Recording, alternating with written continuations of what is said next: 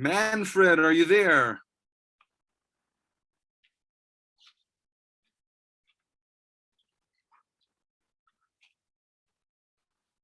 Mr. Goldberg, can you hear me? Hello, Manfred is here. Shalom Aleichem. There we are. You can catch a glimpse of me up there. How are you doing? Aleichem, Reb Zalman. I assume you are Rabbi Zalman. Yes. Hello. I'm very pleased to meet you, even if only virtually. We are eager to hear your story. Just to share with you a little bit of background information, we are expecting a very diverse crowd of people, both Jewish and Lahavdil not. We are expecting people from all different backgrounds within the Jewish community. We've invited far and wide, and there'll be locals from Wyoming and people that have passed through Wyoming over the years that will be joining us from many different communities who have gotten to know us over the years. We're not expecting a huge turnout. People are somewhat zoomed out, as they say these days. Gam zoom, they say gam zoom letova. So we're expecting a good crowd, but perhaps a little bit less than usual. We're starting to do more in-person gatherings by us, and that's starting to pick up. So it's sort of like half now. What I anticipate, and tell me if this is okay, and I can change this if it's not okay. What I anticipate is introducing you. I'll share just a few introductory words, and then I'll introduce you. I'll read your bio, and then I anticipate about a 45-minute presentation followed by Q&A. If that sounds about right for you, that works well for me. That's typically what we've been doing. That sounds fine. Would it be a disaster if I overrun a little? No. Okay. I'll try and keep it down to that time. I sometimes find it a little bit difficult, particularly when I speak to Goyim, as I do mainly. I speak to non-Jewish schools primarily here. I usually don't mention the Bar Mitzvah episode, and that talk normally takes around 45 minutes. So if I speak about Bar Mitzvah in addition, it tends to overrun unless I leave out some other testimony. As it is, it's quite difficult to condense 3.5 years in the camps into 45 or even 60 minutes. But I will do my best. I hope that by the end of the evening, you'll have some insight that you don't have at present. Unless have you had a number of survivors speak to you in the past? We have, but we always have new people, and it's been, over a year since we've had our last survivor that spoke to us, and he was a childhood survivor. We had the stepsister of Anne Frank, who lives in London as well. She spoke for our community in person a few years back, Eva Schloss. And then we've had many other Holocaust survivors over the years, but it's usually about a year or 2 years in between. So the details and the specifics are always important to chazer over, and to make sure that people have all of the data correct and succinct and easy to digest. I just read, as I do every year, in the beginning of Chodesh Av, I always reread the book Night. So over Shabbos, I had the opportunity to connect a little bit with Eli Wiesel, one of my great heroes. And not exactly Shabbos reading. Say again? It's not exactly Shabbos reading. Look, it was afternoon Shabbos. The morning I went through the parsha, I learned some chassidus, and then in the afternoon, it's a short book, so it took maybe an hour to go through it. Very powerful book, I know. Yeah, very powerful. So I think that it's vitally important for people to learn and be educated and connect with the Holocaust and the survivors and the testimony, as you said. And it's really a privilege to have you share your story with our community. Um, every opportunity to hear from a survivor is, in my opinion, it's crucial. It's vital. Yes, well, with the passage of time, it's only a very small number of survivors still able to do this. I know here in the UK, quite a number of friends, also survivors, feel they no longer have some don't have the physical koyach, and some have lost the mental ability to remember those dark days sufficiently clearly to be able to speak about them. So the numbers are shrinking. As long as HaKadosh Baruch Hu gives me the koyach to do it, I continue doing it. Thank you. From feedback, I'm clearly aware that not on everyone, but on an appreciable proportion of people, Goyim, it has a very powerful and lasting impact. I have been speaking for some years to two distinct groups of people. There is an organization here called the Holocaust Educational Trust. I don't know whether in America you have some equivalent organization. And they have developed a program called Lessons from Auschwitz. The government is so impressed by this program that they're actually subsidizing this group, which enables them to take 200 teachers drawn from all over the UK to Auschwitz, and not only on an Auschwitz trip, but also a 3-day program. There's the first day is an initiation program, which includes a talk from a survivor. But the second day is in Auschwitz, and the third day is after their returns of a day of debriefing. And I know that many of them are so powerfully impacted by this complete program that they volunteer as ambassadors for the Educational Trust. There are a couple of hundred of these Goyish ambassadors now working on behalf of the Trust, and they organize meetings themselves and speak about their experiences going through this program.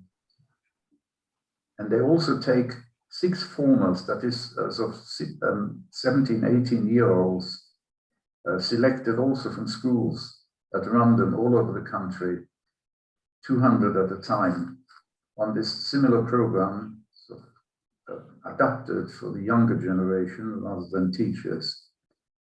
And overall, they have taken more than 40,000 teachers on this program. Wow. And the feedback from some of them is really tremendous.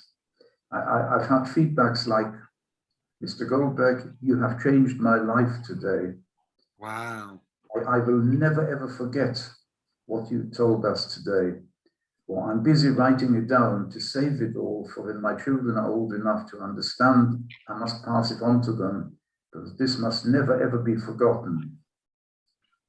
So the very powerful responses which encourage me and in a sense of give me the courage to continue doing it.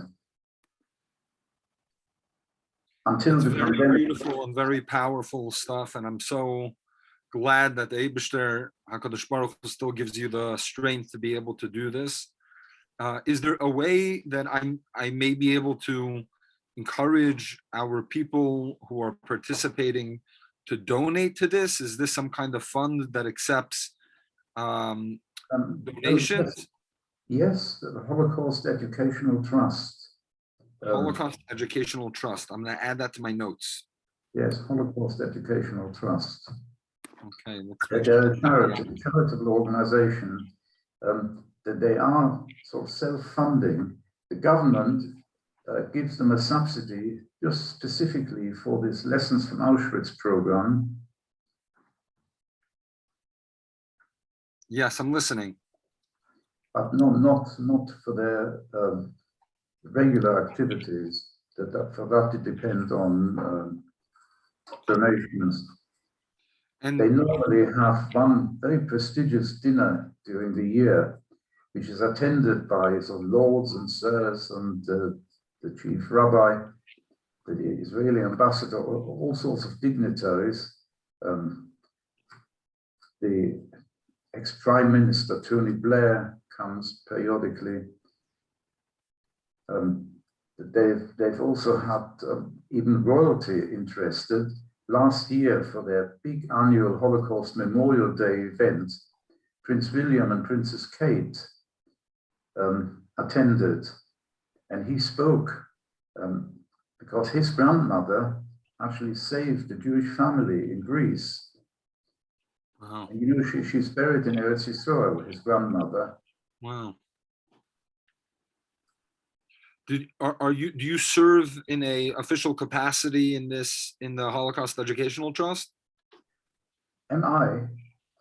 No, I'm on their speakers panel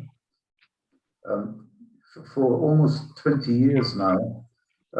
They get requests from Goyish schools from all over the country to have a Holocaust survivor come and tell their story. Until the pandemic started, it was not done on Zoom, it was done face to face. I would travel to the school and stand in front of a large hall full of people. It varied from about, depending on the size of the school, there was between 100 to 120 up to about 250 students at a time. But one had to schlep out to the school. Sometimes when it was a bit tricky, they would find a volunteer driver to take me and bring me back. Or occasionally they would organize for a taxi to bring me both ways. But for the last 18 months or so, apart from periods, there were periods here when the schools were closed as a result of the pandemic. Then, of course, there was no speaking at all. But for the rest of the time, it has all been on Zoom as we are Zooming today. Yes.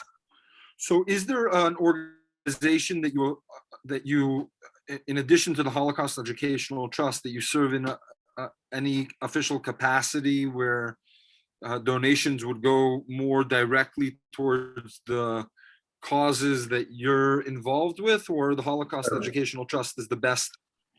No, well, there's one cause which is not really connected to this, but which is close to our hearts, particularly because my wife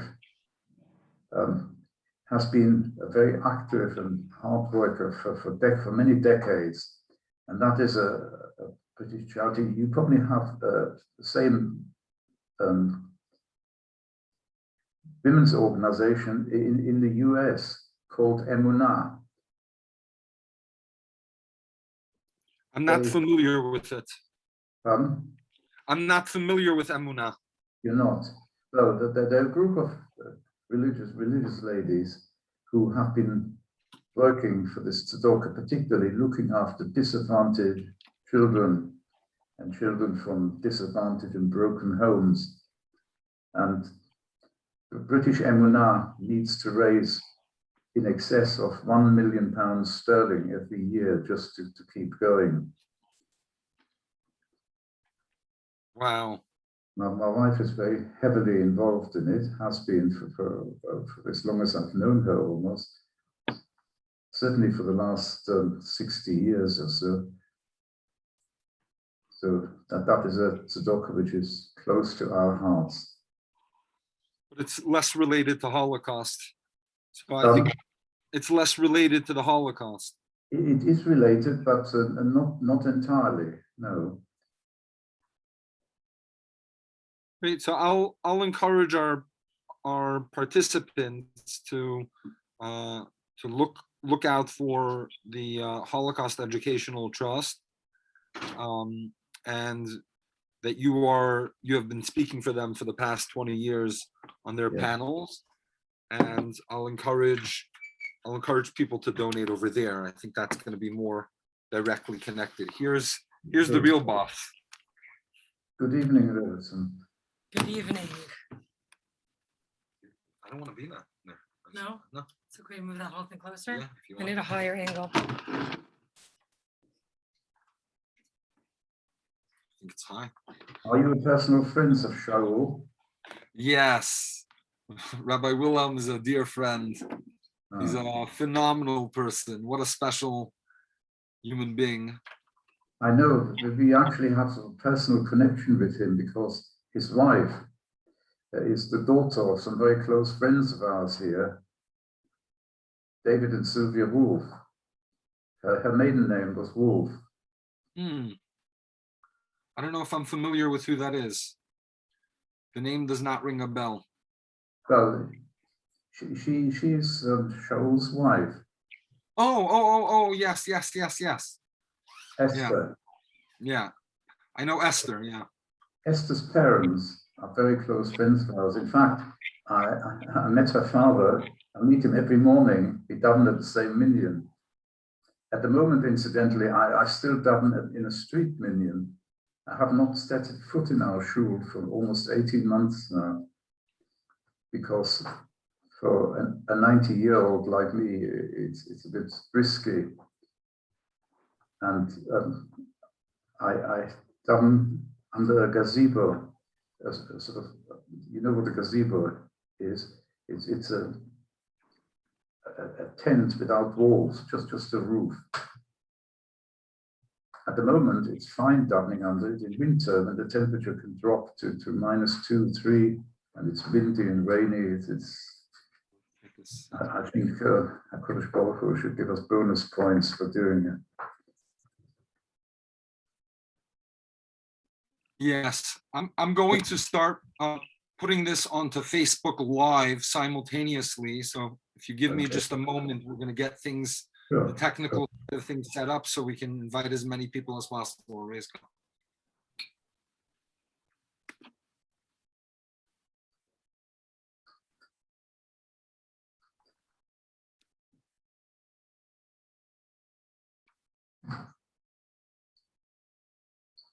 Grace, I don't know how to do this.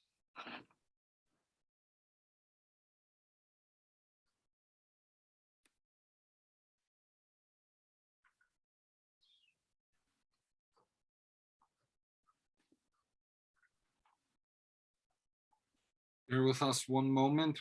We are. Yes, goodness, time flies. It is 7 o'clock now. We are just about to get started. What time is it at your end? It's 12 noon. We're just about to get started. Okay.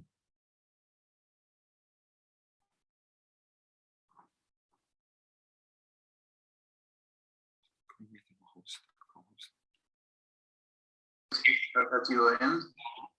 It's 12 noon. We're just about to get started. Okay. How do I get back? I just want to make sure we're not.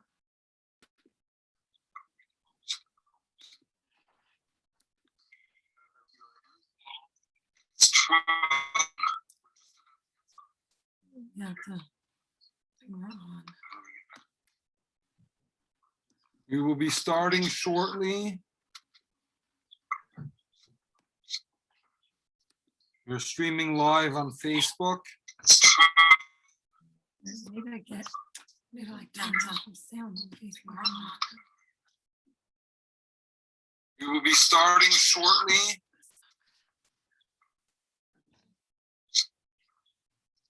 We're streaming live on Facebook.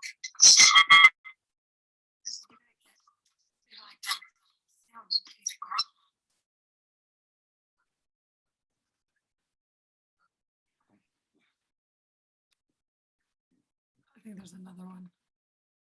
'Cause I heard it twice.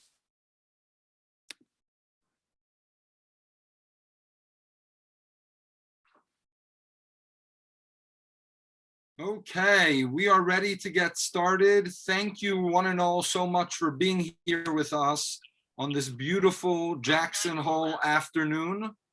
It is wonderful to have familiar faces and new faces with us for this special Chabad presentation titled A Bar Mitzvah in a Riga Getto with our guest of honor, Holocaust survivor Manfred Goldberg. My name is Rabbi Zalman Mendelson, and I serve with great distinction and pleasure as the co-director of the Chabad Jewish Center of Wyoming, together with my wife, Razy. Our mission at Chabad is to share the beauty of Jewish tradition, history, education, and Torah with the Jewish community and beyond. It is wonderful that as we start the new Hebrew month of Av, a month in which we experience so much tragedy in our long history, it is wonderful to have this great opportunity to learn from our past in order to ensure that we have the tools and the wisdom and the knowledge to be able to ensure that the past doesn't come again into our future. A few housekeeping items before we begin our discussion with our esteemed guest, Manfred Goldberg. First, I'd like to share with you two upcoming events. Please mark your calendars. On Monday, July 19th at 6 p.m., we will be hosting a Farbrengen for the Rebbe's Yahrzeit with Rabbi Tuvia and Rabbi Tzimchaya Teldin. On August 5th at 6 p.m. Mountain Time, we will be hosting a special presentation on Zoom titled Inside Israel's Iron Dome with Israeli rocket scientist and Iron Dome creator Ari Sacher. The schedule for this evening will begin with a 45-minute presentation, approximately, from our guest of honor, Manfred Goldberg. Following the presentation, we will open up the discussion to Q&A. Please send in your questions into the chat box, and we will do our best to get to as many of them as possible.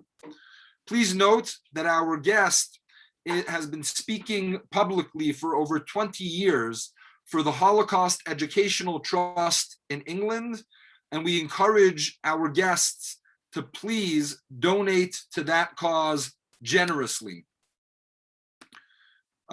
Before we get started, I would like to share with you a general overview of Manfred's background. Manfred was born on the 21st of April in 1930 in Kassel in central Germany into an Orthodox Jewish family. He and his family suffered escalating persecution in Germany under the Nazi regime in the years before the Second World War. Manfred's father was able to escape to Britain in August of 1939, just days before the war began. However, the rest of the family were unable to join him.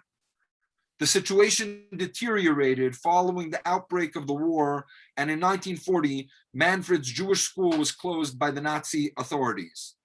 In December of 1941, Manfred, his mother, and younger brother were deported by train from Germany to the Riga Getto in Latvia.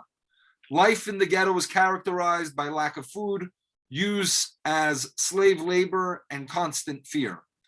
Throughout Manfred's time in the ghetto, the Nazis and their Lavitan collaborators regularly selected inmates of the ghetto for mass shootings in the forest on the edge of the city.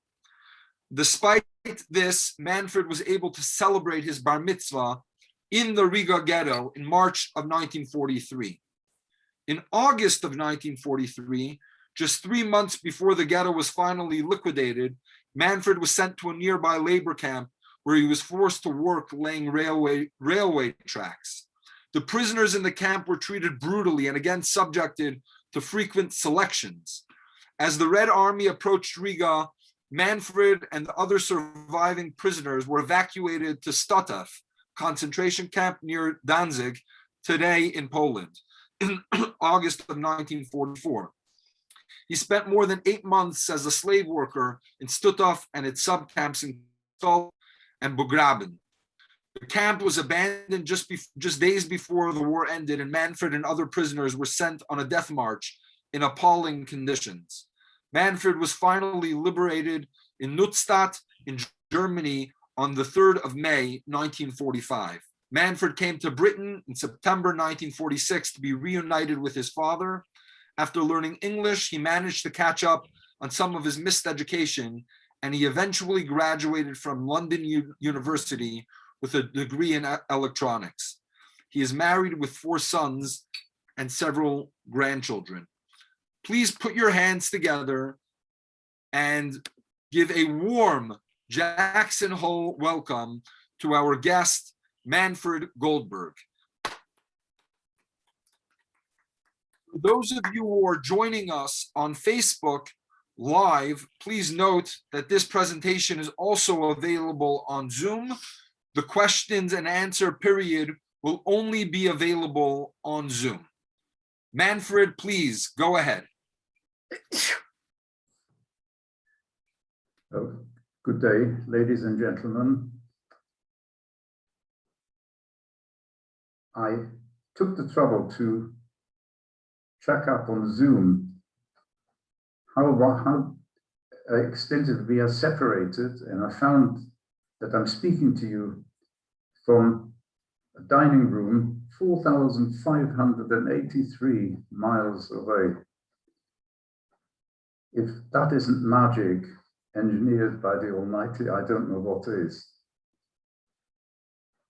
Well, I will not waste time. I'm time constrained, but I do hope that by the end of my talk, you will have a clearer insight into what Jews who were caught up in the Holocaust went through in these hundreds of camps the Nazis established all over Eastern Europe.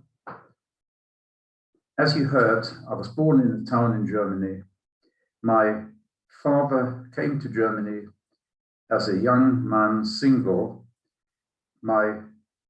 The young lady who was destined to become my mother also came from a religious Polish family. She came to Germany to visit some relations who had settled there, and they were introduced and married in 1927. I was born in 1930, a younger brother in 1934. Having lived in Germany for more than 20 years, my father eventually was arrested by the Germans, but I was just 3 years old when the Nazis came to power in Germany, and I don't really recall what a free life was like. As I grew up, restrictions had already been imposed on the Jews in Germany.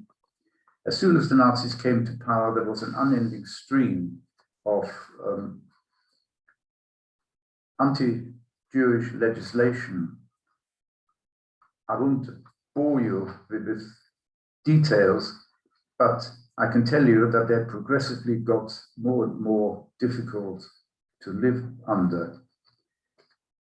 Jews, for instance, were not allowed to go to university any longer. All civil servants were dismissed. Jewish soldiers and officers, even those who had fought valiantly for the Germans and had obtained prestigious decorations for bravery, were expelled. And so it went on. Eventually, in 1938, in November, you may have heard of something called Kristallnacht. In case you haven't heard, let me just give you a brief outline. It was engineered by the Nazis, and it was a nationwide orgy of attacks on Jewish property and Jews themselves. I beg your pardon, I need to have a sip of water, excuse me.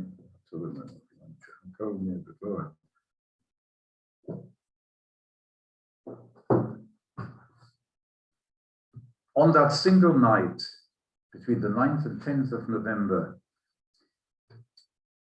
several hundred synagogues were vandalized and larger ones that stood in their own grounds were set on fire. Thousands of Jewish premises, business premises, were broken into, looted, vandalized, and confiscated. Jewish men were arrested. The 2 weeks from Kristallnacht onward, 30,000 Jewish men in our town were sent to concentration camps.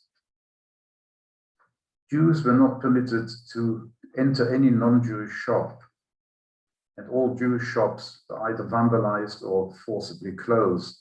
So the only shop that was permitted to Jews was one shop in town that we were permitted to buy whatever we needed. All Jews working for non-Jewish firms were forced by law to be dismissed. And since Jews were not permitted to work for themselves, and they were now not permitted to work for non-Jewish firms, this had a major impact on the economy. Jews no longer could earn a living, and those who have no savings had to be supported by those in the community who could help. My father was arrested around mid-1939 and was deported to Poland. The Poles refused to accept him, and the Nazis then detained him. My mother, Olea Sholem, a very brave lady, actually went into the Nazi office dealing with these events and pleaded for my father, Olea Sholem's release. But she was told that the only possibility of his being released and not sent to a concentration camp would be if he would leave Germany immediately. But to leave Germany, of course, one needed a visa, an entry visa to another country. And these visas were more precious than gold dust. Every Jew in Germany was clamoring to leave, and there was just nowhere to run. You younger generations are used to hearing and seeing tens, hundreds of thousands of refugees from the Middle East, from Africa, to roam halfway across the world, seeking shelter and asylum and finding it. But in those days, it was very different. Practically every country had closed borders. America had a waiting list of 300,000 people wanting visas to escape the Holocaust, and had an annual quota of 30,000. And in fact, they made it so difficult to obtain one of these visas that in some years, they did not even issue the full 30,000 visas that had been allocated. That is how incredibly difficult it had become. My own parents were on the waiting list for visas to America for several years, but they told me that whenever they were close to success, the American authorities shifted the goalposts to make it even more difficult, and that caused further delay, and as a result, we never made it. And that is probably one of the main reasons I'm speaking to you today as a Holocaust survivor. Had we been successful, I might have been sitting next to you. Well, as I said, we tried very hard to leave Germany. My mother moved heaven and earth to try and obtain visas, either for us to leave or at least for my father, who was in immediate danger. The families were then not sent to camps, just the men. So after quite a few unsuccessful attempts, she finally managed to get a visa from the consulate, the British consulate in Berlin. And the passport officer issued the one visa for my father, who was in immediate danger, and also promised my mother that within a matter of a few weeks, he would be able to issue visas for us to follow my father to the UK. The Nazis kept their promise, except that they insisted my father leave within 24 hours. It's just one suitcase. So in the hope that in a matter of a few weeks, we would be able to follow and be reunited, he left reluctantly. But 2 weeks after he left, the Second World War began. And of course, now Great Britain and Germany were at war, and we were trapped in Germany.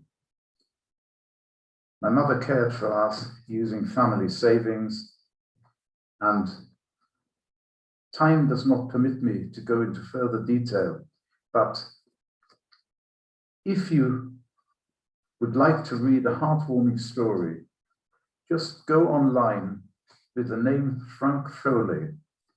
He was the passport officer who issued that visa for my father. You will find a heartwarming story online. That gentleman saved more than 10,000 Jews, this passport officer. As I said, time marches on, but if you're interested, you can read for yourself. My father in England was arrested as a potential enemy alien, and of course there was no contact between us. My mother cared for us to the best of her ability until in December 1941, there was a knock on our door, and 2 uniformed men told my mother that she had 10 minutes to pack a suitcase, and then we had to accompany them. They walked us to the railway station where we found a large crowd of Jews assembled.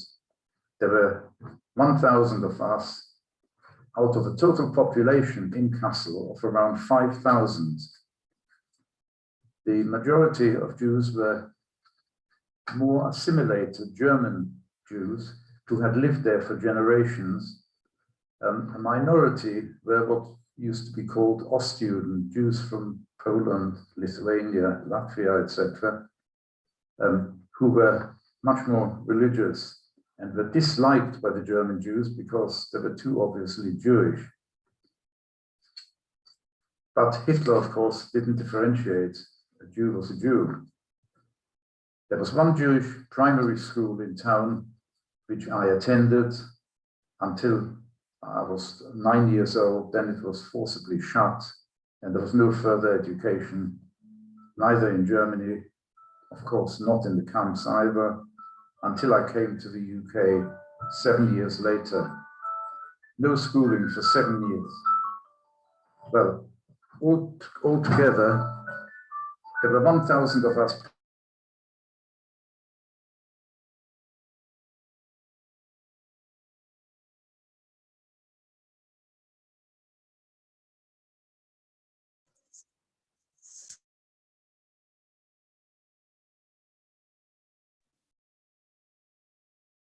Mr. Goldberg, Manfred, please unmute yourself. Please unmute yourself. I thought I was unmuted.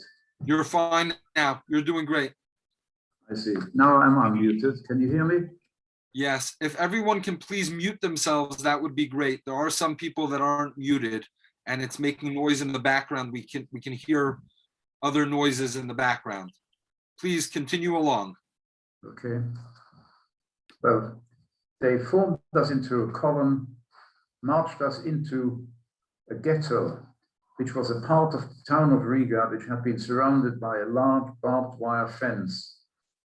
They packed us into around 40 houses, meant about 25 people per building, and it was gross overcrowding. Several people had to share a single room.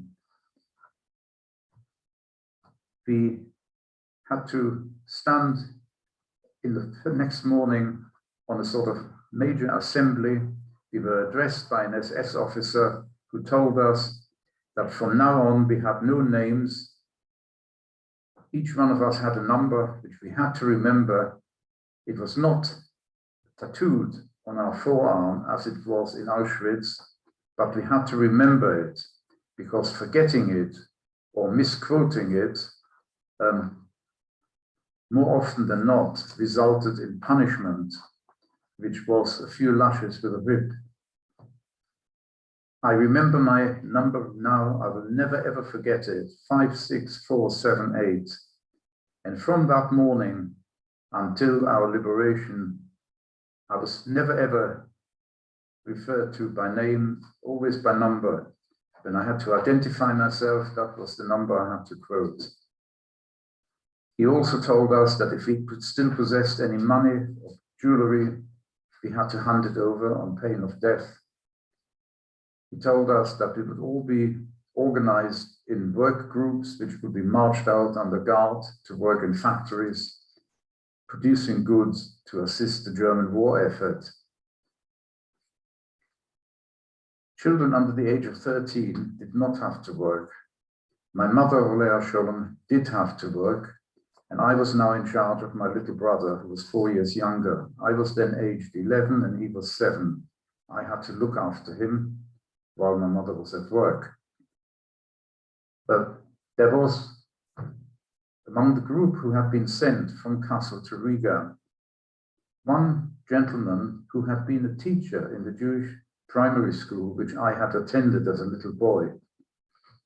And he was a dedicated and brave man. He began negotiating for the use of one room, which he might use as a sort of improvised classroom. And eventually he was granted permission, and all the children under the age of 13 from our town of Kassel were asked to assemble in that room daily, where he initially attempted to teach us sort of collectively. He had no facilities. All he could do was speak to us and sort of attempt to impart some knowledge from memory, from his head. It didn't work all that well, because when he spoke to the older children, the younger ones became unruly, and it caused problems. Being a resourceful and talented person, he then resorted to something quite ingenious. He decided to form us into a choir, and he began teaching us from the youngest to the oldest, in other words, from age around 3 or 4 to age 12. He began teaching us melodies, primarily melodies which we used in our prayers. Popular ones like Adon Olam, Yigdal, I would say from Shmon Esrei, Nigunim from Hallel, and so on. And it worked very well. All of us were interested and behaved. He had all of us under control at the same time. And of course, his primary effort was to keep us out of trouble, out of unfortunate things happened to us while our parents were out at work, slave laboring. From the day we arrived, we were put on a starvation diet, which continued relentlessly until the day we were liberated, in my case, 3.5 years later. We had been in this camp for only 3 months, when one day no one was going to work, and we all had to assemble group by group in a hall, and we had to shuffle forward single file to face an SS officer who would glance cursorily at the person standing in front of him at that moment, and usually without saying a word pointed left or right. It soon became evident that all the elderly people were pointed in one direction, elderly infirm people, and all the younger people in the opposite direction. In order to forestall any possible resistance, the Nazis lied and said that these elderly, infirm people would be sent to another camp where the work would be less strenuous. But the truth dawned on us when a few days later, truckloads of clothing was sent to the Riga Getto. People were appointed to sort this clothing, And some of the sorters actually recognized items of clothing which had been worn by their loved ones when they were sent away, which made it clear to us that they had been forced to strip before they were murdered. And there was a history to the Riga Getto as well, because prior to our arrival, soon after the Nazis occupied Riga, they formed this ghetto and then compelled the almost 30,000 Jews who lived in Riga to move out of their homes. They were forced to leave their homes and transfer and live in the Riga Getto.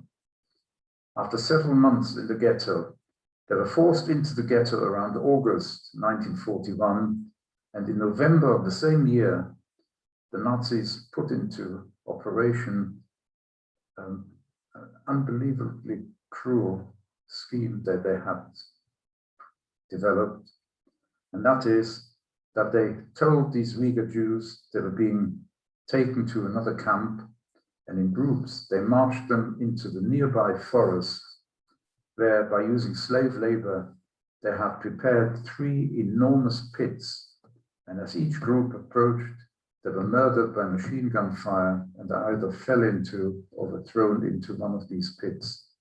And in that manner, in a matter of 8 or 9 days, they murdered all these 30,000 Riga Jews. And the camp was now absolutely empty.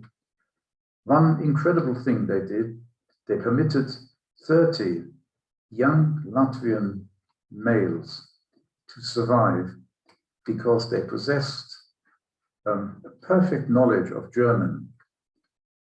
And they were then appointed as internal police of our Riga Getto. And we heard this story of the atrocity, this massacre, directly from them, survivors in the first person. And it is substantiated. You can find evidence, you can find it mentioned in books and online. German Jews now appeared in the ghetto, one group at a time, at around weekly intervals. 1,000 Jews from different towns would appear: Hanover, Cologne, Berlin, Hamburg, until eventually there were 30,000 Jews living in the ghetto again in extraordinarily cramped condition. These Riga Jews, when they were forced to move from their homes into the ghetto, it was for many only a relatively short walk. They were just walking from their homes into the ghetto in the same town, unlike us who had spent 3 days and nights being taken 1,000 miles. And they were permitted to take items into the camp with them. And I'm mentioning this because it will be significant in a moment. As I said, this teacher, whose name was Herr Bacher, he did not survive, who eventually approached me and said, "You have passed your 12th birthday and your bar mitzvah is coming up. I know your father is not with you. Would you like me to teach you?" I really didn't fully understand what it was he intended teaching me. I was an ignorant little boy who had had very little Jewish education, which stopped before I was 9 years old. But being a good young lad, I said, "Yes, please." And he calculated in his mind what my bar mitzvah parsha would be. He had no luach. I'm not sure whether there are formula, but he actually told me that my bar mitzvah parsha would be Parshas Tzav, and he began teaching me. Initially, he was teaching me just one parsha of the whole Sedra, but I was a good pupil, I learned easily, so eventually he taught me the whole Sedra of Tzav, including the Haftorah. But there was no minyan ever. And quite remarkably, on the Shabbos he said would be my bar mitzvah, he performed a miracle. I don't know how it was done. Everyone had to work 7 days a week, including Shabbos. But on that Shabbos morning, 10 men appeared in that room where we were taught during the week, and he had acquired the Sefer Torah. The Sefer Torah was in the camp because when the Riga Jews were taken from their homes into the ghetto and were permitted to take some possessions with them, several of the Rabbonim in town each took a Sefer Torah into the camp. No one anticipated what would actually happen. When they were taken away to be murdered, they were not permitted to take any of their possessions. So when we entered the ghetto, after they had all been killed, we found their possessions, including the Sefer Torah in the camp. And he had got hold of one Sefer Torah. We had a Shabbos morning davening. The first I had attended since I was a little boy, when my father, Oliver Schoen, used to take me to shul. I recall clearly walking hand in hand on a Shabbos morning with my father. But on that Shabbos, I was the Baal Kriya. I had an Aliyah, and I sang the Haftarah, and that was an unforgettable experience. That was my bar mitzvah in the camp. Although there were other children there around my age, I do not know of any other such occurrence. I don't know whether there were any others. I'm not aware of them. And I will never, ever forget this gentleman, this teacher, Herr Bacher, as long as I live, for what he did for me. Shortly after my bar mitzvah was in March of 1943. In August, as was already mentioned, we were transported in cattle trucks to another camp, which was a purpose-built labor camp. It contained just wooden barracks with bunk beds, 3 tiers high, and one of these beds became our home. In this camp, everybody had to work, apart from 4 young children, of whom my little brother was one, who were permitted to stay in the camp all day until we returned from work. I, aged 13, had to go out to work. Both my mother and I became part of a slave labor gang, around 300 strong, who were taken out to a nearby busy railway junction, which was by then being bombed by the Allies because they realized the Nazis had to supply their frontline troops by train, and they attempted to bomb the railway lines to stop reinforcements and supplies reaching the German front lines. As an area of the rails was damaged by bombs, we were taken to that bombed site. We had to dig up the damaged rail tracks. We had to level the ground, and then we had to lay new rails to make the line serviceable again. No sooner had we finished one repair than they took us to the next one. It was ongoing. We repaired and the Allies bombed. We were in this camp for 1 year, engaged on a daily basis, just repairing bombed rail tracks. We had been in this camp for only a few weeks. Then one day we returned from work, and the 4 children who were daily left in the camp had disappeared. Eventually, a member of the kitchen staff, who was one of a small handful of people who were in the camp, as I said, it was a labor camp and practically everyone had to go out daily. He told us that during that day, 2 SS men had come into the camp, said they had orders to pick up these children and had taken them away. And from that day until now, by now I mean today, we have not found any scrap of information on my brother's fate. At the time, of course, there was nothing we could do, but soon after our liberation, We began making searches and inquiries through organizations which had access to German military records and also exhaustive lists of survivors' names. But the day these children were taken, they disappeared off the face of the earth. And from what I have told you and what I know, it is practically a certainty that these children did not survive the day they were taken.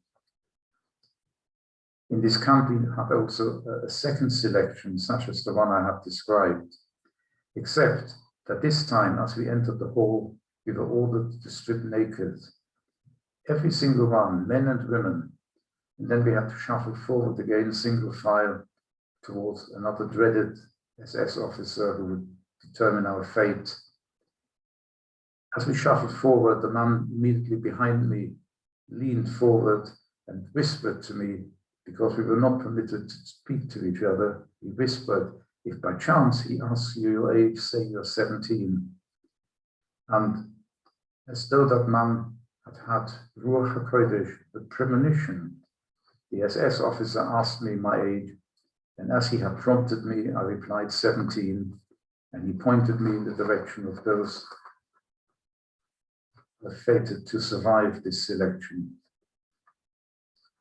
My mother, Olea Sholem, was not so fortunate, and when it was her turn to stand before him, he pointed her in the opposite direction.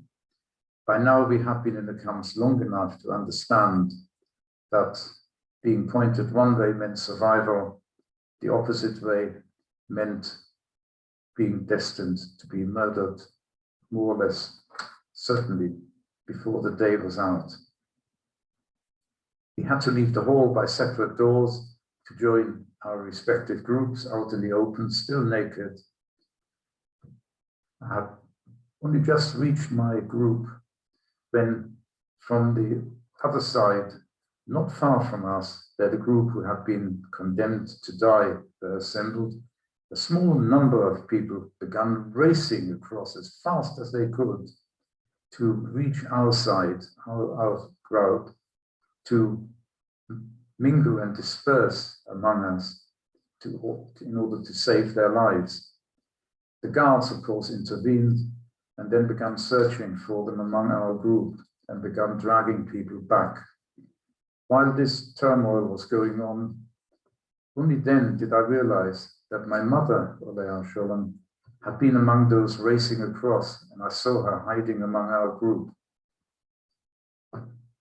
She was fortunate in not being recognized by the guards, and in that manner she managed to save her life. Not only that day, but she actually survived and was liberated together with me eventually. Days after this second selection, we were packed into cattle trucks again. That was the mode of transport whenever we were moved from one camp to another. And we were sent to the concentration camp of Stutthof. It was one of the most brutal camps you can imagine. It was initially built as a small camp, but then mid-war it was hugely enlarged, and at the same time it had a gas chamber and a crematorium added to it. So it turned into a miniature version of Auschwitz. It was much smaller than Auschwitz, but it had the same extermination facilities. We entered that camp and we had to go through a set of gates, which was then already known as the death gate, because once you entered Stutthof through that gate, the chances were that you would not leave Stutthof alive. And we became the envy of the camp when it became known that that group of 300 would be sent on to another camp. Indeed, we were sent to another camp called Stolp, a labor camp again, which was situated close to another busy railway junction, and we were put to work on exactly the same work we had been doing. And we realized then why we were permitted to leave Auschwitz alive. We had become a valuable source of slave labor. These railway lines reinforcing the front lines was vital to the Nazis, and we were a valuable source of labor to repair the bombed railway lines. They were bombed at this junction as well as the previous camp. On a daily basis, we were marched out back into the camp in the evening. We were, of course, hungry 24 hours a day, and by now we did not have our own clothing. We had been issued with sort of a very distinctive convict-like uniform. It was quite thin material, and being in the east, close to Russia, the winters were extraordinarily cold, and it meant we suffered not only constant hunger, but during the autumn and winter months, we served incredible cold. It was a lethal combination, and many, many people died of starvation, weakness, and cold. In this camp, the rumor began that some of the trains passing through this busy junction contained food destined for the troops at the front. And sometimes trains stopped for a while at this junction. On one occasion, a group of inmates broke the seal on a wagon, found some food, and of course, gulped it down to still their hunger pains, just for the one occasion. The Nazis raided our camp, took away eight men. They erected an enormous gallows, and we all had to assemble around it and watch these 8 men being hanged. Not only did we have to stand there, but they wanted to ensure we actually watched this gruesome spectacle, because guards mingled among us, and if they saw us looking away or closing our eyes, they would rifle butt us to make sure we watched. Shortly after this experience, we were put into cattle trucks again and transported to yet another labor camp, where on the first morning, as we were being checked by an SS officer, which meant each one of us calling out our number, and he would tick a list. When he came up to me, he looked me up and down and said, when everyone's left is discharged, dismissed, you stay. When everyone had gone, he came back to me and he told me that he had decided I would become his personal slave. He took me to his accommodation and gave me a long list of things I would have to do every day. Just to mention a few, it included polishing every single pair of his knee-length boots. I don't know how one officer needs that number of pairs of boots, but I had to polish each one. Likewise, his uniforms, I had to brush each uniform until it was spotless. I had to wash the floor, I had to make his bed, I had to clear away his breakfast things. The lots of activities he wanted, the duties he wanted me to do for him, and the flat had to be spick and span by the time I'd finished. I trembled as I worked because I realized, as a high-ranking SS officer, he had absolute power over me. There was no repercussion for him had he pulled out his revolver and shot me on the spot if I displeased him. Fortunately, this only went on for 3 weeks. We were packed into a cattle truck train again and transported back to Stutthof. Stutthof by now had become rather chaotic because it was near the end of the war. And there was not enough food. Some people had to go without food for days on end. Every night people died in the bunks of starvation, sickness, and so on. And there were still trainloads of Jews arriving from camps in the east. Some were checked into the camp, some were taken straight from the train to the gas chamber and then on to the crematorium. Both my mother and I survived this hell on earth until towards the end of April. I think it was the 26th of April. Several thousand of us were lined up, both men and women. The women were in an adjoining camp, but separated from us. So my mother didn't know whether I was in a group destined to go on this march. I didn't know whether she was part of it. But eventually, all of us, around 4,000 to 5,000 of us, were each given about 500 grams of bread, and this little stub of margarine, and they were told to march out of the camp of Stutthof under armed guard.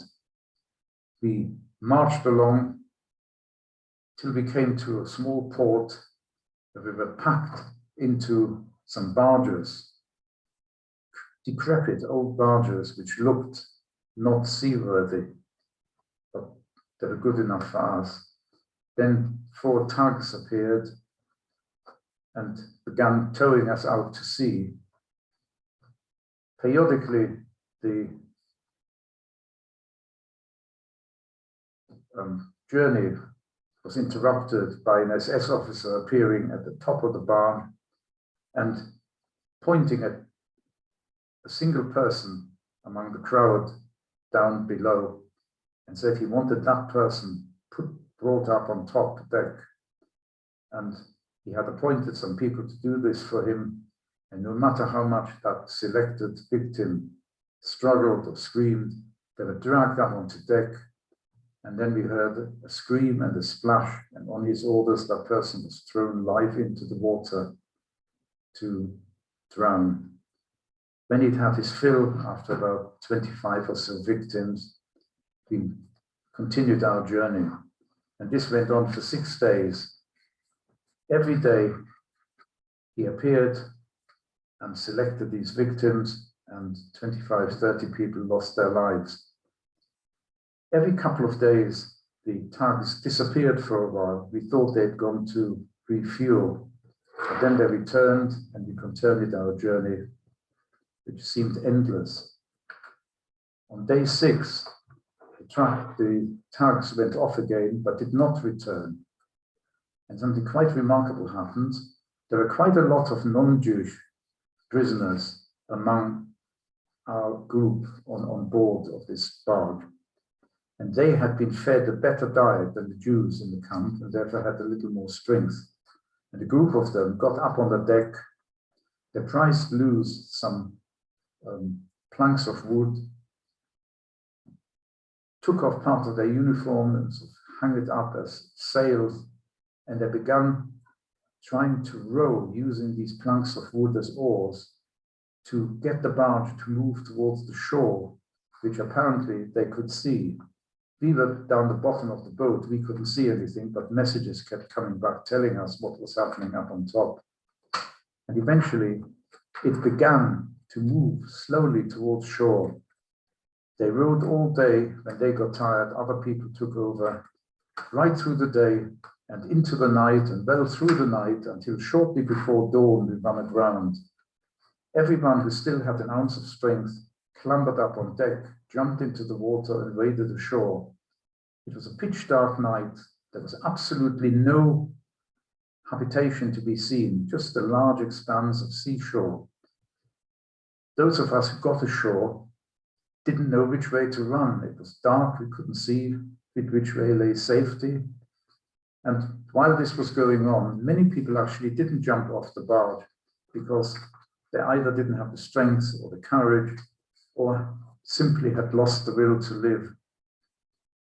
But as those of us who had gone ashore still debated which way is safety, the Nazi man, as the tugs returned after such a long interval, and they of course were livid at what they saw we had done, and they divided into 2 lots.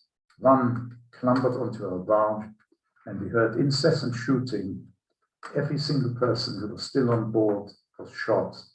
The second lot came ashore and rounded us up, the ones who had gone ashore. And hearing that shooting, of course, we concluded that they would just line us up and shoot us as well. But no, they lined us up into a column and told us to march again. We had been on this journey now, this was day 7. And apart from that chunk of bread we had been given when we left the concentration camp, we had nothing to eat, nor drink, neither water nor food was given to us during those 7 days. So weak as we had been before, most people were now utterly at the last ounce of strength they possessed. And anyone who could not keep pace with the march and began trailing behind was shot mercilessly by the guards. Many people lost their lives in that manner because they just did not have the courage to keep going, even knowing that it meant they would surely lose their lives. They just could not walk another step. As I said, many were shot, and as we were marching along, a tank column came towards us, and suddenly the Nazis, who had been killing us minutes before, turned and ran for their lives, and we were now unguarded. The yell, we were deliriously happy. People kept shouting, "We're free, we're free, we're free, we're over it, free again." But we had no idea what to do. We were in the middle of nowhere on a road we didn't know. The tanks did not stop. They had liberated us quite incidentally, just by having chosen the same road to travel on as we were marching on and scaring our guards into running away. We were free. But the tanks moved on to their next destination, and minutes later, truckloads of British soldiers appeared, and they began caring for us.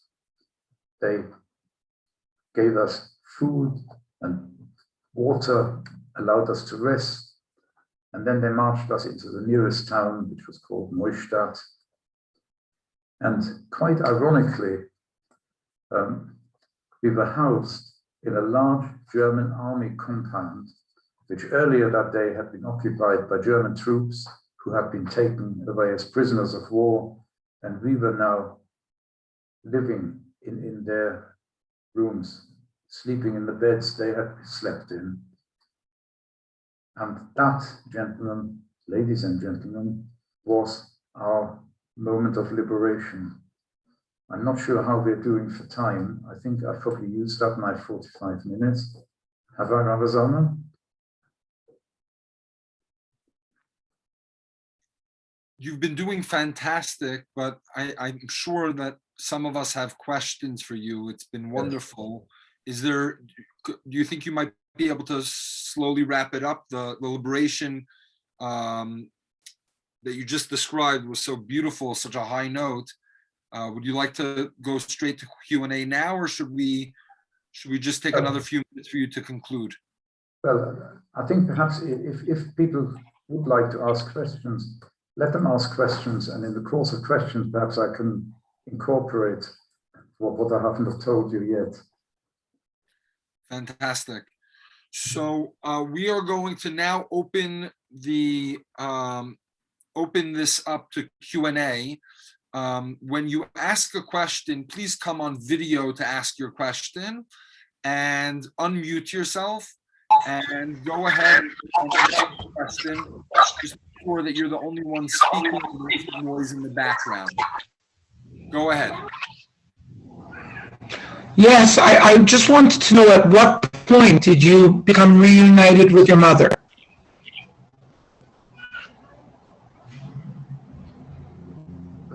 You're speaking to me, I'm sorry, I did not understand. At what point did you find your mother amongst those 5,000 marchers and during this period of time? I see, yes, I omitted to tell you. As I said, neither of us knew whether the other was there. So as we began marching, I began wending my way slowly through the column, searching for whether I could find my mother. marching among these thousands. And likewise, my mother, of course, wanted to find me, and she did exactly the same. And after searching for quite a while, so beginning at one end of the column, slowly wending our way through, we met, and to our joy, we were now reunited. Of course, we had no idea of our fate, what lay ahead of us, but we were incredibly happy that at least we would share it together. And that is how we found each other, just by searching through the marching column. Anyone else have any questions? Please fire away, ask any question you would like.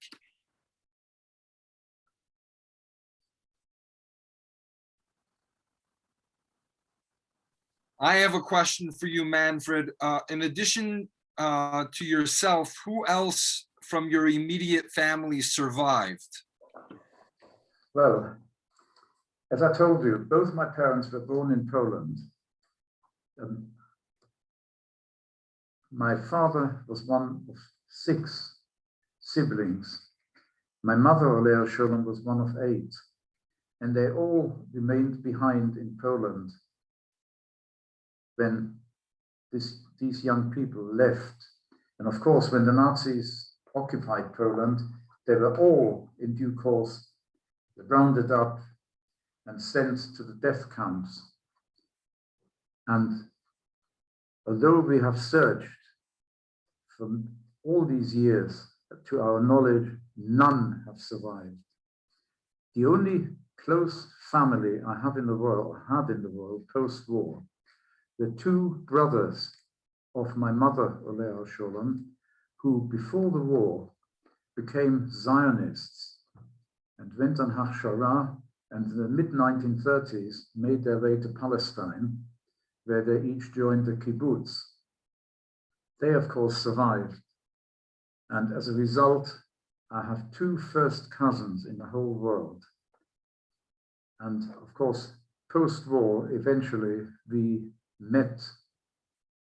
One of the uncles came to the UK to meet us, and eventually my mother, Olea Sholem, and I went to Israel, and we met the uncles and the cousins there. But they're the only close family we had left in the world. There was a second cousin of my father's who managed to flee into Denmark and survived the war, because from Denmark they were overnight shipped over to Sweden when it became known that the Nazis were going to round them up in Denmark. So they survived in that manner. And in fact, this couple, the Unterführer, that they led me under the chuppah when I eventually got married to my wonderful wife. Please God, later this month, we will celebrate our 60th anniversary. And I can tell you quite honestly, obviously I have been honest in whatever I've told you, and this is no different. I still bless HaKadosh Baruch Hu for having guided me to meet her. That's absolutely beautiful, and 60 years is very special. You already celebrated your 90th birthday, is that correct? Sorry, say that again. You've already celebrated your 90th birthday, is that correct? Yes, I'm past my 91st now, yes. Wow, incredible. My birthday is my best Pesach, of course. Yes, last Pesach I was 91. Unbelievable. Heather, please unmute yourself.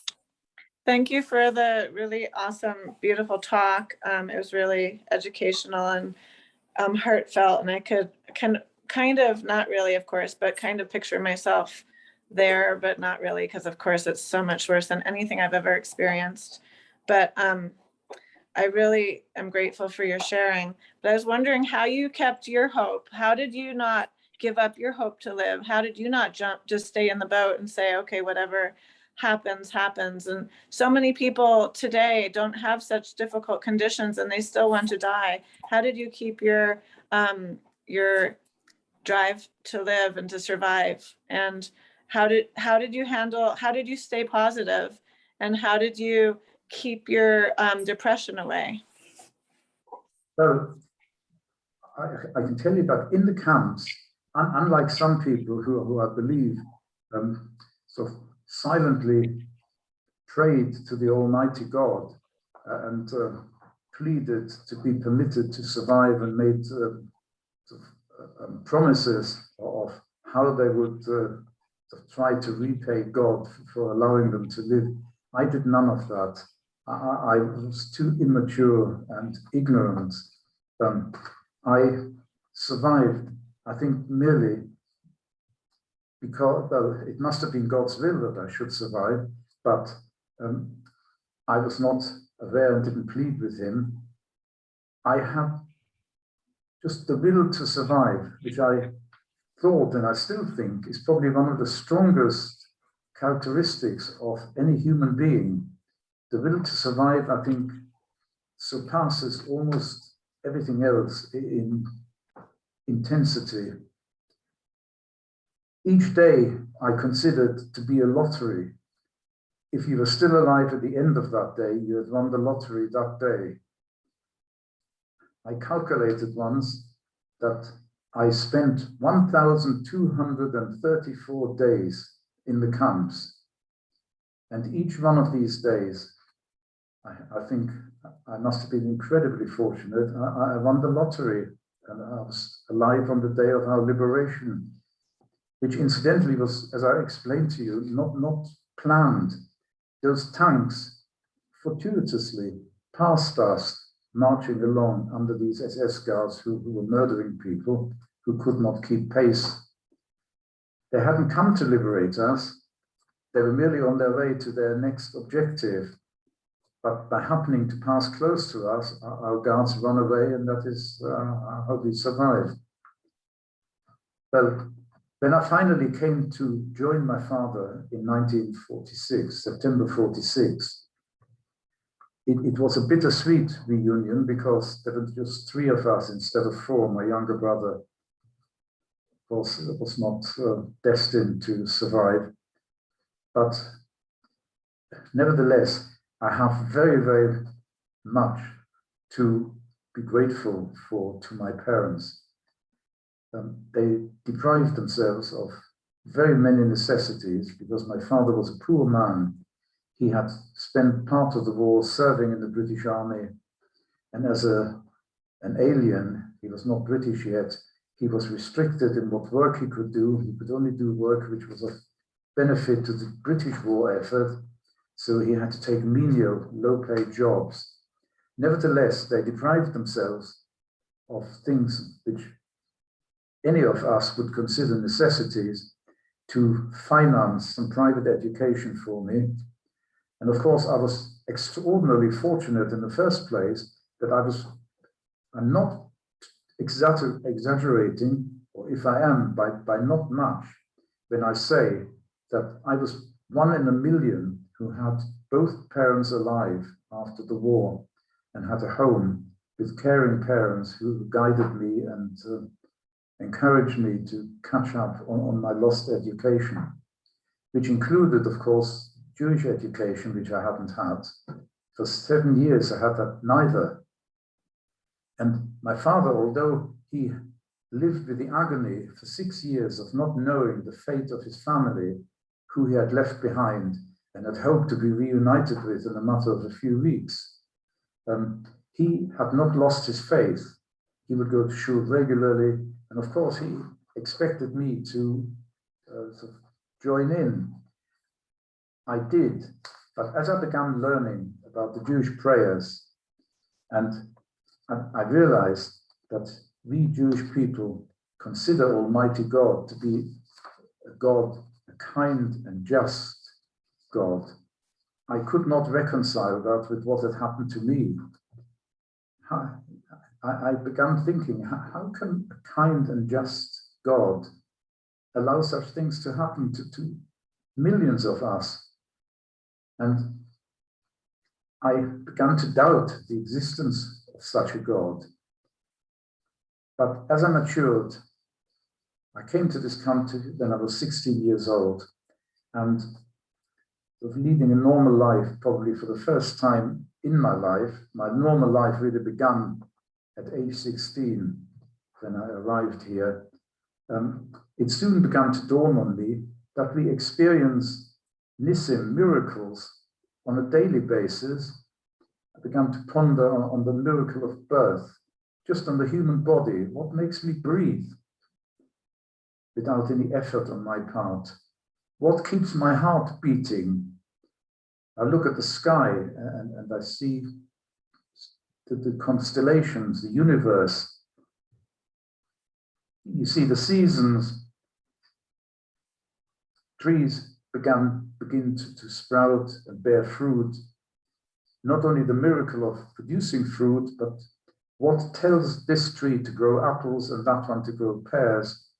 I realized that there had to be an almighty being who created this precision-driven world and keeps it ticking over as it needs to. But I just could not sort of add up to my satisfaction the fact that there is a God, I had to admit, but I still could not reconcile how this God would allow these things to happen. But eventually, I must have had sort of the momentary inspiration, and that I began telling myself that such a person, not a person, such a being as the Almighty must be infinite. And we are finite, and therefore we have finite minds, and there's a limit to what our finite minds can analyze and understand. And if we cannot understand, as must be the case, because in all my quests for understanding, I've not come across any single person, rabbi or wise man, who has been able to offer any explanation as to why it should be comprehensible that we should suffer these experiences. And therefore, I began telling myself, if we do not comprehend and understand, it must be because God wants us to believe in this God by faith, not through logic. If he could, by logical discussion, answer these questions, then faith would become superfluous, and God would go against one of the gifts he's given us of free will. It would no longer be free will, because we would be tempted to believe, if in effect there was a reward for belief and a punishment for not believing. And therefore, I have come to terms that we Jewish people believe in a world to come, possibly at some date when I've left this world and my time here is up, and the Almighty says, that's it. I will have in another world perhaps the privilege of beginning to understand how all this is part of the Almighty's plan on how he runs the world. But having come to terms, I began to be, and am to this day, at least in my opinion, a faithful and believing and practicing Jew. And that is how I have lived my life, and how I've come to terms with the way my life was shaped by Almighty God, to whom I'm really grateful for what he has granted me since. We have wonderful, wonderful children, quite a number of grandchildren, and it is I should say our, because my wife certainly has also had quite an appreciable part in shaping me into the man I have become over the years. I have reason for gratitude, And my family I consider to be my revenge on the Nazis.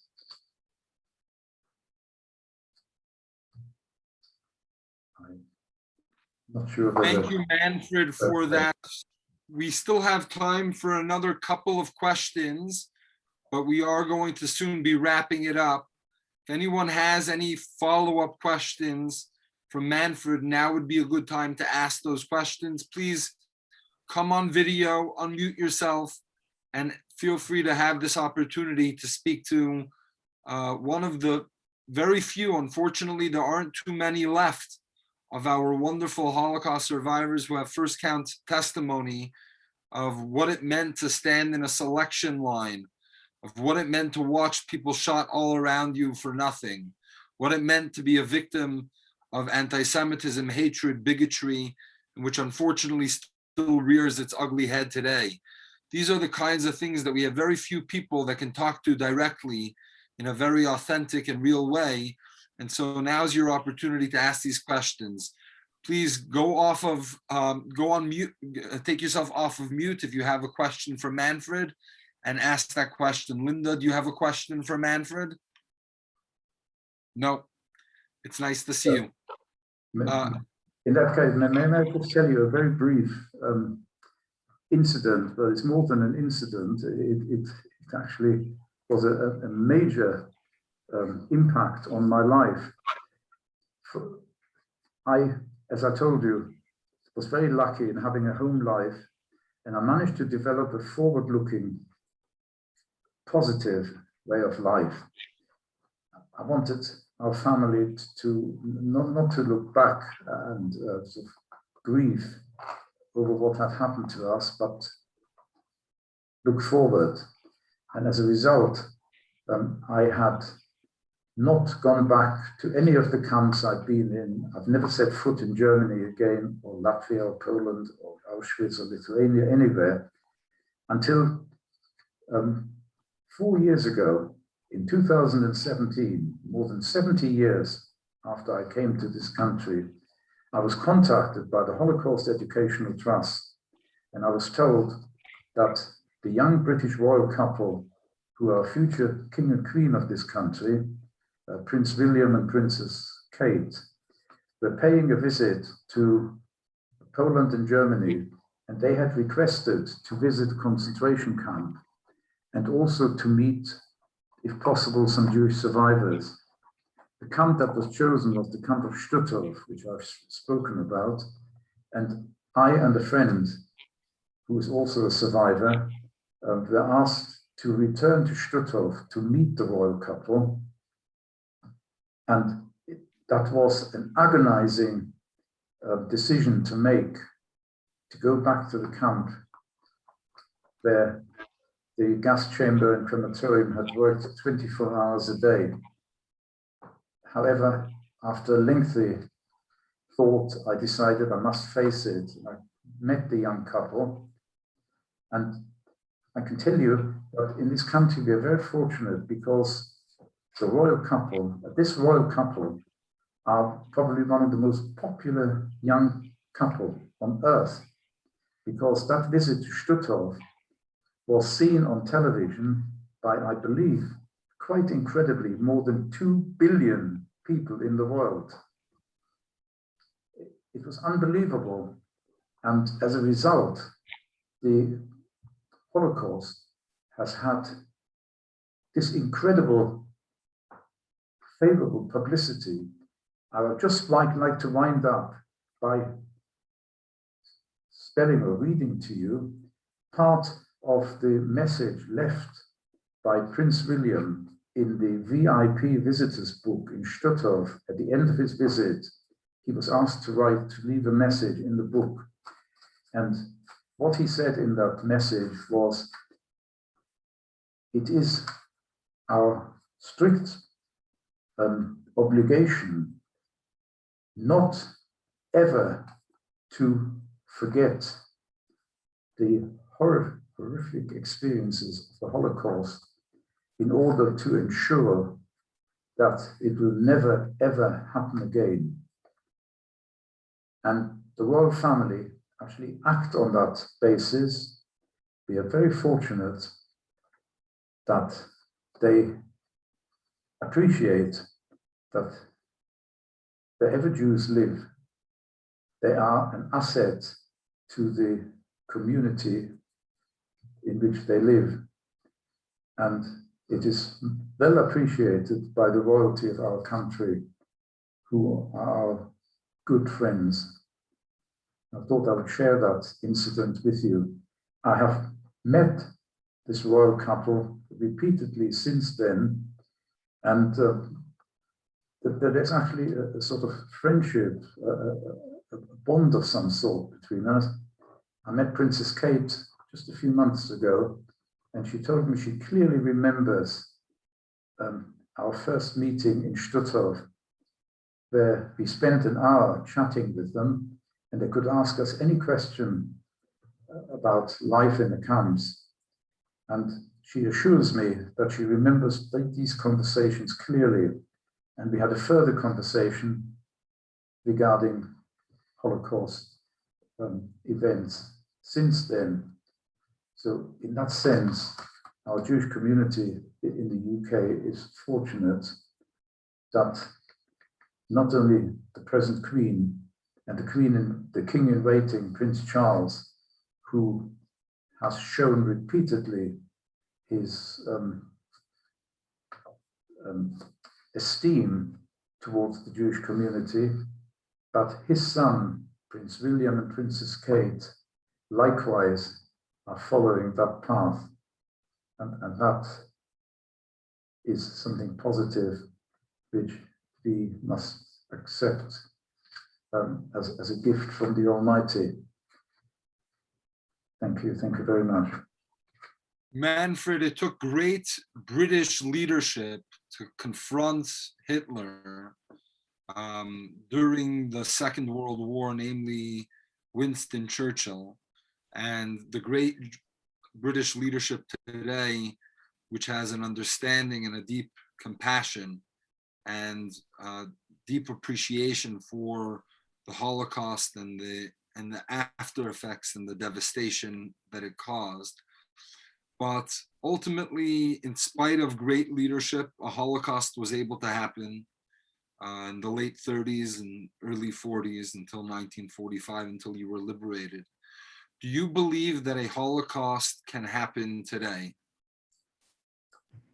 So, and when I speak, as I do primarily speak to non-Jewish schools, at the end of the talk, I usually say to them, if there's just one thing you take away from this talk here today, I would like you to engrave in your heart the following message, namely, never ever remain silent when you witness injustice, because all it takes for evil to triumph is for good people to remain silent. And I think there's a great deal of wisdom encapsulated in this. It is clear to me, I'm not sure whether you all agree, that a large part of the swelling anti-Semitism and Holocaust denial is due entirely to the unbridled power of the social websites. Until a politician who is sufficiently courageous actually imposes responsibility on them for what they allow to be published in effect, there is no way of countering this stream of poison which is emanating through these websites, because there's no consequence for them. It only takes a small number of deranged people to reach tens of thousands, hundreds of thousands of people instantly, with no consequence for them. They can hide behind false names and they cannot be traced. And if this propaganda, the Nazis have shown us their reasoning was that any lie, no matter how vile, repeated often enough, will be accepted as truth. And that is what is happening today. Normal people who have no grudge against Jewish people or against Muslims, by hearing this poison pouring out of these social websites incessantly.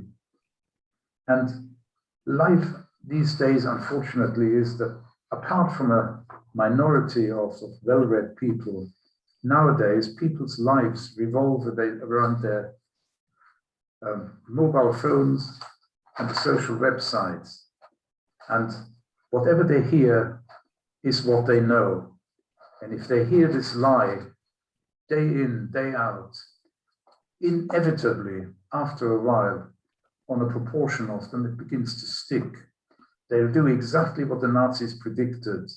They'll say to themselves, well, I've heard it so often, I've heard it here, I've heard it there, that there must be some truth to that. And they begin to subscribe and absorb this poison. And some of them become heavily infected and join the throng. So, to my mind, unless time is running out, if they're not put under effective control, then these social websites will have the power not only to give Jews sleepless nights, but our Western civilization itself could be threatened by them. That is how powerful they are. The Nazis had their propaganda paper, the Stürmer. They could only dream of the power these websites possess. And in order to change direction, I feel there is nothing apart from differentiating between free speech and hate speech. And hate speech is what needs to be curtailed. So far, no politician has had the courage to do it. And it's high time. If it's not done, I'm afraid we're on a slippery slope. I'm sorry to be pessimistic, but I think that's the direction we're heading. Please tell me I'm wrong. Manfred, you are beautiful, and what you said is very inspirational, very uplifting. Thank you for sharing that. We are going to wrap this up. We have time for one more question or comment. It's got to be a quick one. If anyone would like to jump on and make one last question or a comment, please go ahead and do so. Otherwise, we will be calling this event a wonderful, wonderful gathering and moving along. Jairo? Yes, I've got a question. In that camp you were in, how many survivors were there as opposed to the ones that didn't survive? Well, in Stutthof camp, this concentration camp from which I went on this death march, there were 110,000 people going through this camp, and the official figure is that 68,000 people were murdered. So more than half the number of people who entered Stutthof were murdered, officially by statistics which are printed in books. It is my considered opinion that this is a gross understatement, in that towards the end of the war, as I mentioned to you, trainloads of Jews arrived in Stutthof in late 1944. And something very odd happened, which I thought about it. I could not understand, still can't, that some trainloads of Jews were actually meticulously checked into the camp. They had to queue up, face someone sitting behind a desk, and give their details, which were recorded, and then they were allowed into the camp. Other trainloads were taken straight from the train to the gas chamber, and within hours were murdered. I have no idea how they differentiated between one train being allowed into the camp and the second train load taken straight to the gas chamber.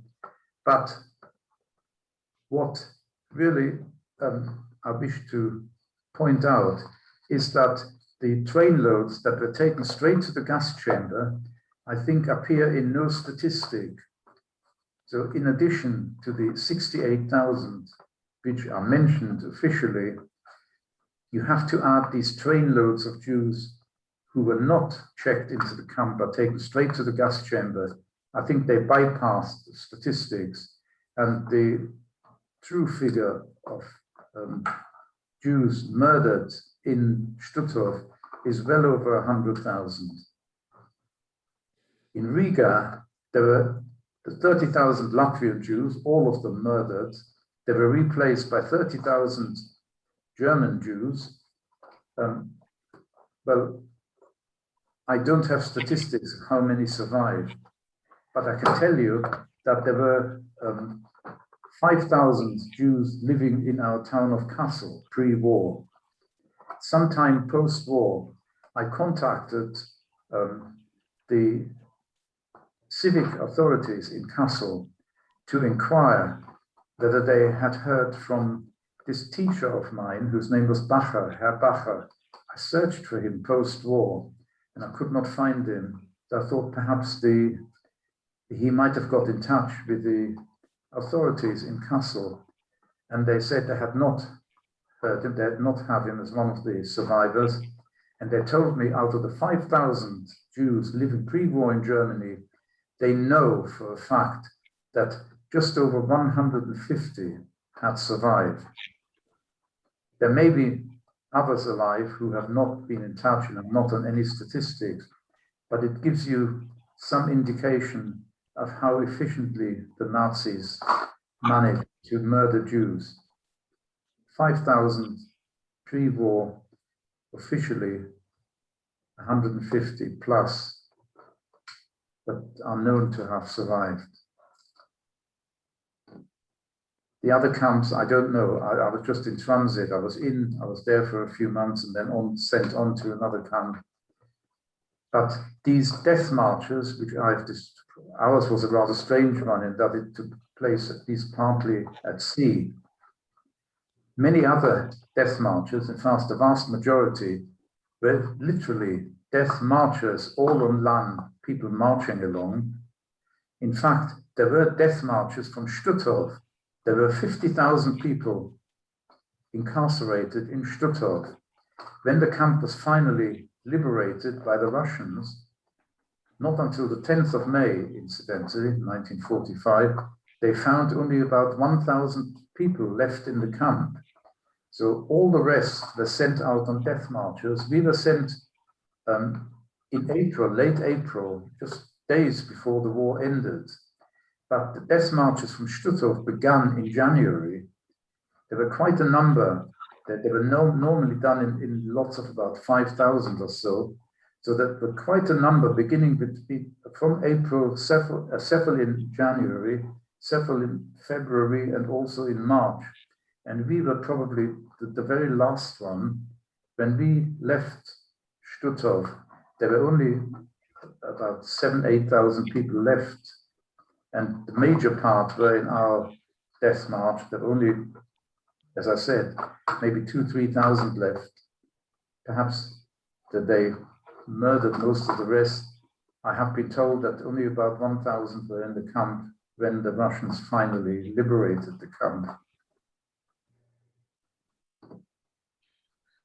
Thank you, Manfred, for this fantastic presentation and for taking the time to answer our questions. Please put your hands together once again for a phenomenal, wonderful, beautiful presentation by Manfred. May God bless you with many healthy and happy years ahead. Nachas from your children, Parnasa, everything that you need, everything that your heart desires. And may we always gather together for happy occasions and celebrations. Thank you, Manfred, very much. And please, for those of you who are following on Facebook, we appreciate you here with us live. And likewise, for those of you who are here with us on Zoom, please join us for our upcoming events as were discussed earlier. Thank you again and again. Have a wonderful day. Take care. Bye-bye. Thank you. Thank you. Goodbye to you all.